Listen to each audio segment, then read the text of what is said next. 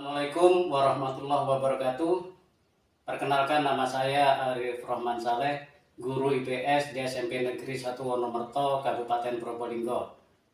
Dalam apresiasi GTK 2022 ini, saya menerapkan pembelajaran berdiferensiasi berbantu aplikasi online, di mana untuk media pembelajarannya ini saya merancang sendiri berupa flipbook, kemudian video pembelajaran dan juga podcast.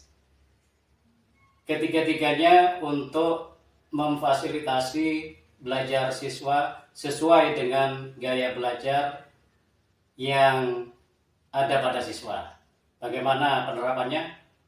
Silakan disimak video pembelajaran berikut ini.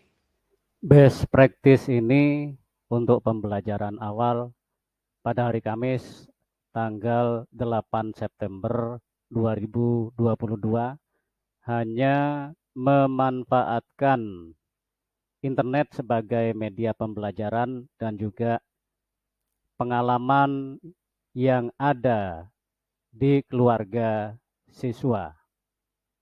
Berikutnya silakan kalian cari permasalahan terkait agen sosialisasi di keluarga, tapi berupa masalah. Contohnya begini anak, kalian kan ada temannya yang merokok apa enggak? Ada yang mengapa temannya itu merokok? Adakah kekeliruan di keluarga dalam proses sosialisasi? Ya. Bisa kan mencari contohnya? Nah, mengapa temannya itu merokok? Dan bagaimana cara mengatasi agar temannya berhenti merokok? Paham ya? Silakan dicari. Boleh berdasarkan pengalaman dari temannya, boleh cari di internet. Dari pertemuan awal, maka didapatkan data, yaitu berdasarkan data observasi keaktifan siswa, 10 siswa aktif dari 23 siswa.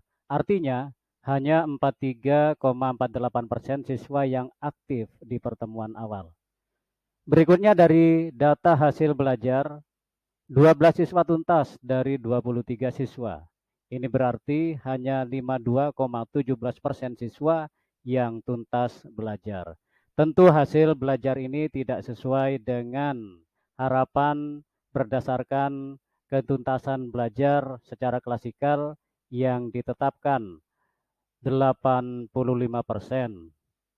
Nah, untuk itu perlu dicarikan solusinya, yaitu berupa pembelajaran berdiferensiasi berbantu media aplikasi online.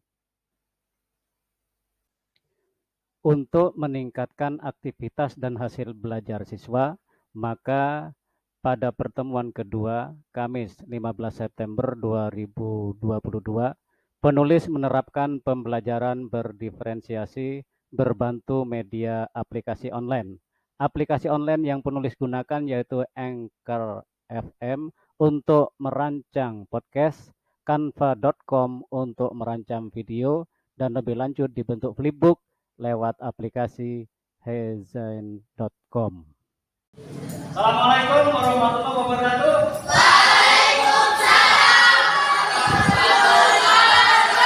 Bagaimana kabarnya?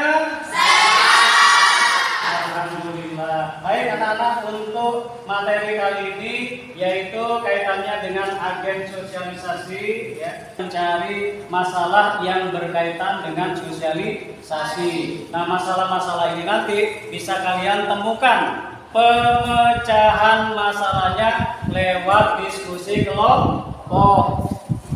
Nah, kalian di dalam diskusi kelompok nanti bisa memanfaatkan media yang Pak Guru buat sesuai dengan gaya belajar.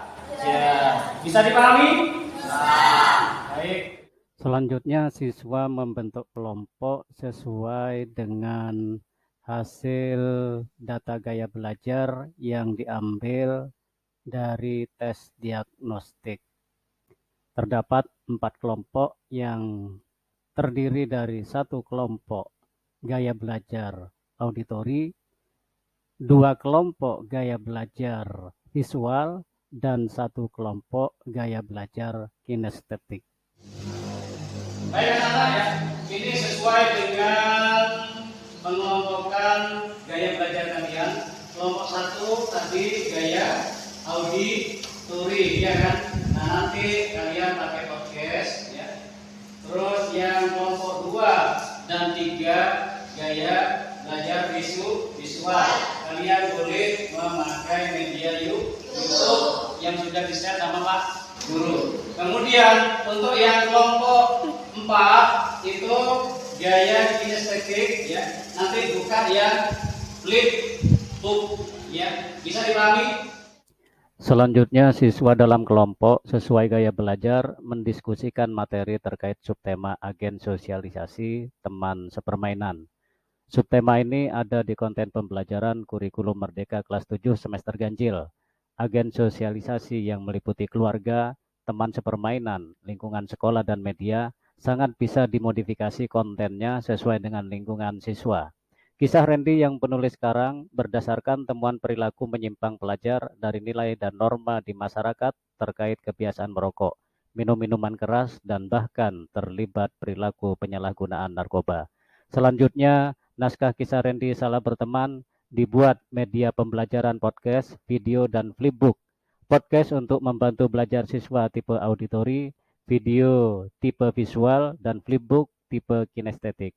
Diskusi dengan model project based learning disertai lembar kerja peserta didik, dilanjutkan presentasi kelompok untuk menganalisis dan menemukan solusi terkait permasalahan temuan pelajar yang menyimpang dari nilai dan norma masyarakat seperti merokok dan mengkonsumsi narkoba. Kesemuanya dirancang penulis untuk meningkatkan aktivitas dan hasil belajar siswa, juga secara dini menanamkan nilai dan norma berperilaku sehat dan baik di masyarakat.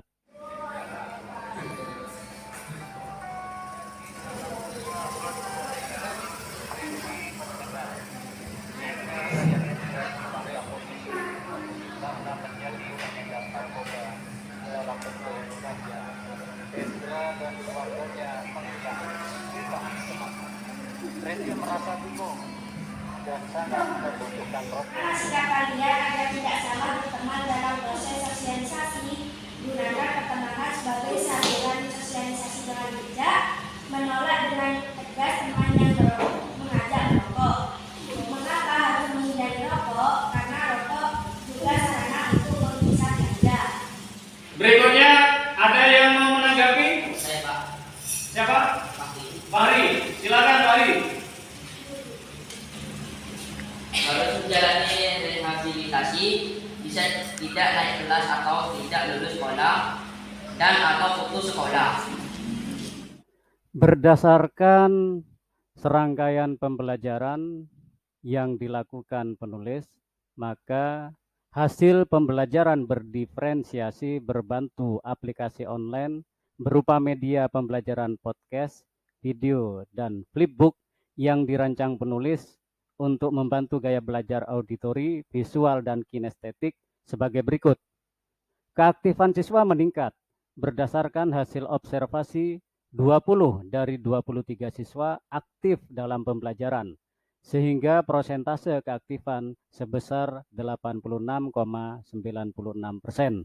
Hasil belajar siswa juga meningkat, 21 siswa tuntas dan hanya 2 siswa yang tidak tuntas, sehingga prosentase ketuntasan belajar secara klasikal mencapai 91,30%. Kesimpulannya, bahwa pembelajaran berdiferensiasi berbantu aplikasi online sesuai gaya belajar siswa dapat meningkatkan aktivitas dan hasil belajar. IPS sangat menyenangkan karena belajar IPS menggunakan media seperti podcast, visual, dan YouTube. Pelajaran IPS sangat menyenangkan menggunakan media flipbook. Saya sangat senang. Dan itu saja yang saya sampaikan. Terima kasih.